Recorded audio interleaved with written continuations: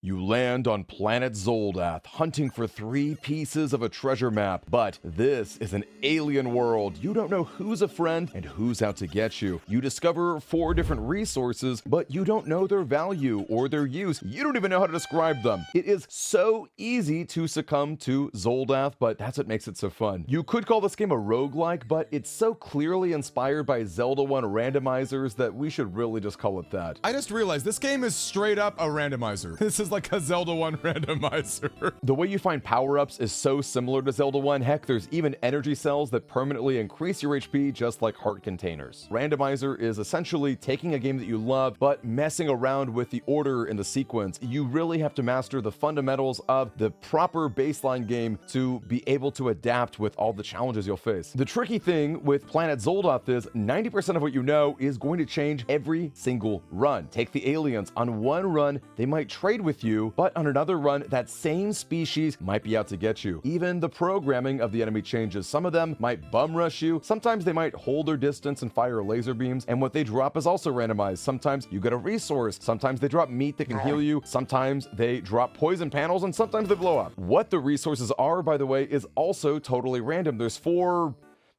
things of different colors, and on every run you're going to have a more common resource and a more valuable one, but you don't really know which is which, and you don't know which of them are going to power up different items you've got. Swapping is interesting. Whoa! See what I'm saying? There are a few constants though. What the items do is always the same regardless of the resource that might power it, and the pattern for all of the 3 treasure maps are the same. One piece is going to be in a dungeon, another piece is going to be found through trading with an alien, and the final piece is just somewhere on the map. When you do get every piece, you head back to your ship, you fly the heck out of there, and that's the game. Planet Zoldath has a timer throughout that's hard to miss. It's very clear that speedrunning is the main intention of this game beyond just beating it and having fun with the randomizer. If you want to get a cherry on this disc in UFO 50, you're going to have to beat the game in under 20 minutes. The game also has a really funny visual way of knowing that you've messed up in that regard. You find that your spaceship is vandalized, which I think is a really funny and cute visual touch.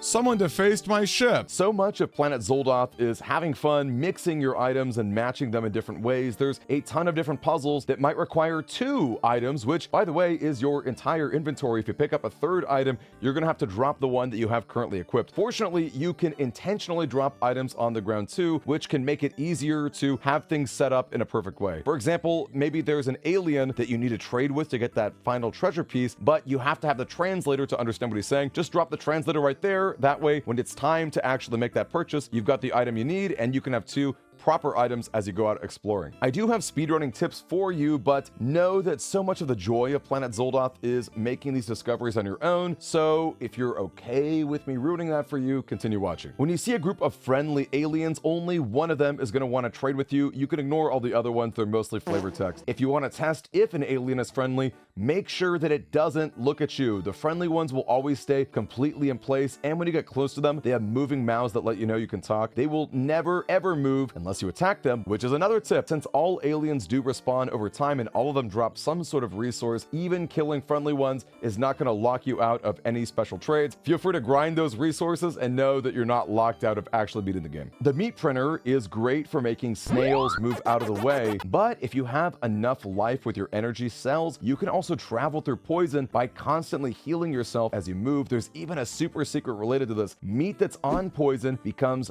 rancid. In time, a big bug will come in. If you're able to kill it, you'll get 2 resources, and they're usually the rare ones. Another cool poison trick, some of the panels can warp you. You might enter the dungeon quickly, or maybe you'll move across the map to more secretive areas. To find them, drop a bomb on different parts of the poison, and that detonation might make a warp panel appear, but do make sure you've got boots or the meat printer, because you'll quickly die in the new poison area. The best way to break diamonds is with the nail gun. You can use bombs, but the shrapnel will kill you. However, if you use the transmogrifier, you can transform the diamonds into something fleshy. That way you can then destroy them without issues. You might think nail guns are the best weapon, but in my experience, the boomerang is far superior. Sure, you might not be able to break a diamond or kill things as quickly, but you can grab resources really fast, which is integral for a speedrun. You can even leave the screen and your boomerang will still give you credit as long as it picked up something, including energy cells. I found pulse generators to be the least helpful item because they do consume a resource and killing enemies isn't really that hard. However, they they are necessary for opening up these security cube looking areas, they can also kill a snail. They're one of the few ways to do so. However, that big bulky shell will stay in your way. So if you have to pass through it, you're going to need a transmogrifier to shoot it yourself and make yourself small to crawl through it. At the end of the day, Planet Zoldath is really a game of creativity, of being flexible and adapting. You can tell that the design ethos is, what if we just made a randomizer the integral part of a game? It's funny because this is a game that's ultimately very simple, and yet there's so many complex interactions between the items, between what's necessary for your run, and being able to adapt on the fly is extremely fun. I have friends who got a sub 10-minute record on their Planet Zoldath run, and they said it was the most fun they had in ages. However, they could only really do one run a day because everything changing was just too much for their brain to handle. I do like Planet Zoldath. I think it mostly succeeds in a lot of cool ways, and it really does make you feel like you're a pioneer on an alien world. You're trying to uncover things as you go. You don't really have a blueprint. You've only got a rumor for this treasure map. And actually, I thought it was kind of cool that the demon Sharkrus from the previous game, Velgris, gets name dropped. And just a personal headcanon of mine, I think that this Bardock that gets mentioned is Goku's father. Of course, this makes absolutely no sense, but hey, it takes place in space at the same time, so that's all cool. At the end of the day, Planet Zoldath is a really unique experience. I give it 3 Barbudos. It's not necessarily my favorite cup of tea,